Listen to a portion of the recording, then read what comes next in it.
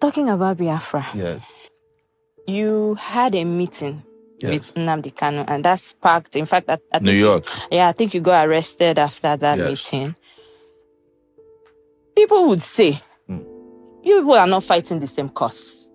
You are fighting to be the president of the country. Yes. He is fighting to divide the country. Yes. People would say, why would you be seen in such a meeting? Would you like to clear that You air? see, anybody that lacks any sense of consciousness would ignore social movements. That is the problem with Nigerian leadership. You cannot have a country in which there are 251 tribes or languages, and one big section says, we are not satisfied with here. And you don't talk to them, you don't understand them. Then you are not a leader of that country. The reason I met him was to understand first what his struggle was about, which I knew already. And secondly, to also advise him on the way that I think we could all work together. And thirdly, to send a message to the Nigerian people that we can walk through our differences, even at these levels. And I was surprised that, contrary to what some people are saying, he did not want Nigeria to break up. He wanted a Nigeria where the Igbo man can survive. But for an Igbo man to survive in Nigeria, as it is currently put together, Nigeria must break. Wait, the meeting you had with Nnamdi Kanu. Yes. You are telling us now that Nnamdi Kanu, from what you understand from the meeting with him, he does not want Nigeria to break, to divide. No, he said clearly that it is too late for Nigeria to come together. But he gave his conditions. We live streamed the meeting now.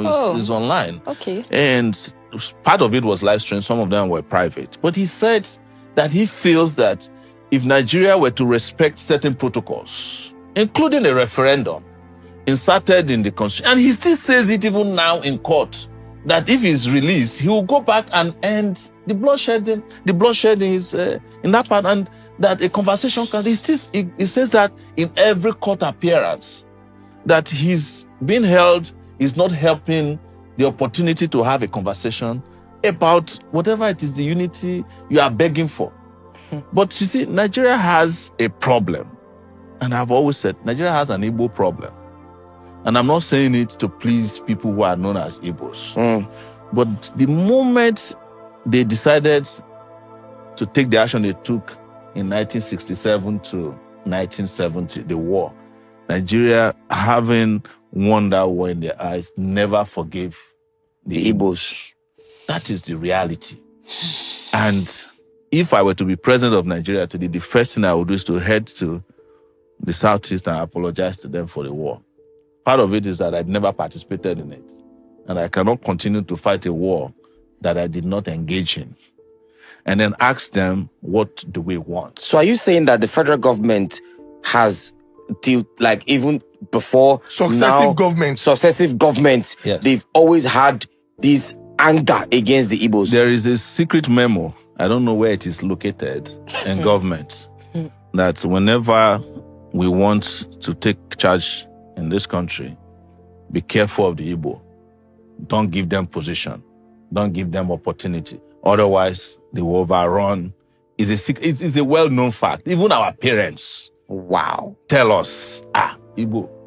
You understand? Some of them even say unconsciously. They even say it on radio shows in this country. So don't let us lie to ourselves, because except we bring this out openly and discuss, it's a taboo that we have refused to discuss. True. We are not going to solve the problem. It is the reason why the federal government of Nigeria feels that in 2024, detaining Nnamdi Kanu against all the court orders, against all the court rulings, is the only way to go. You know, I was detained in the DSS place for 5 months. Yes. There's nothing there to detain anybody. The place is not even functioning. The DSS headquarters. Yes, is it the same DSS people who are watching BB Nigeria from morning to night? No, it's true now. I was there with them for 5 months. I've said this publicly. So all the institutions in this country are broken down. But let's get back to the reality. One thing I've told people is that you are looking at Igbos as the only people who want to secede.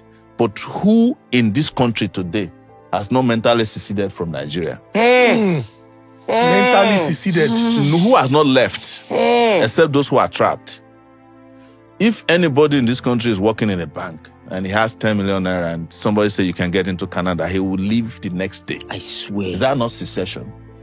Is it, what of secession is that you leave a country, yes, you say to that country goodbye, and not do it you again. get to the other country, you bow down, you touch the soil. Anything they say, you go do it. And then you renounce your citizenship of the country you are coming from. Is that not what they call secession? So if you want to look at the number of people that have seceded in that Japa syndrome, there are more than all the Igbos combined together who are asking to leave. And in the process of keeping Nigeria united, we have let go of more citizens than the country should have.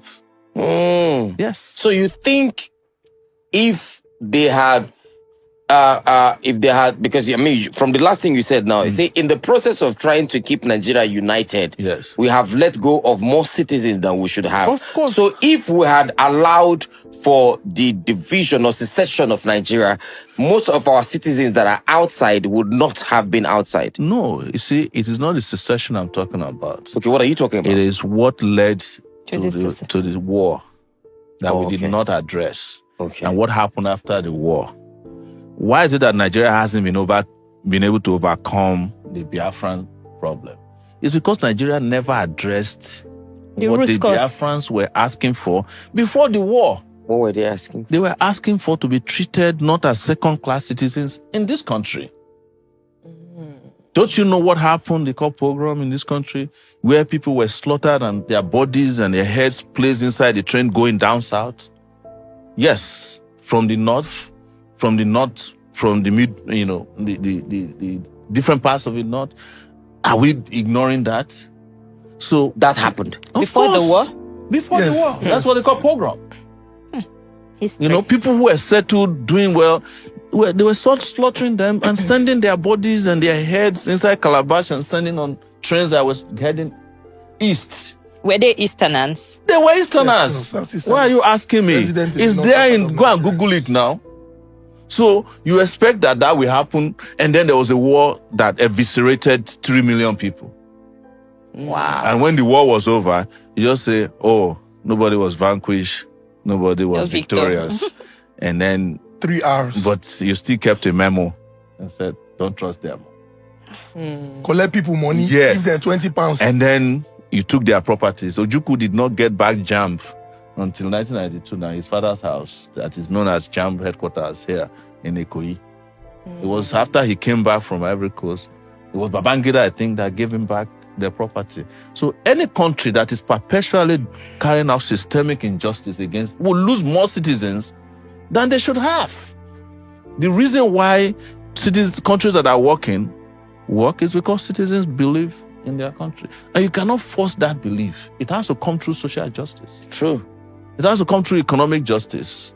Why is it that, my children can feel like they are U.S. citizens, even though they were born there?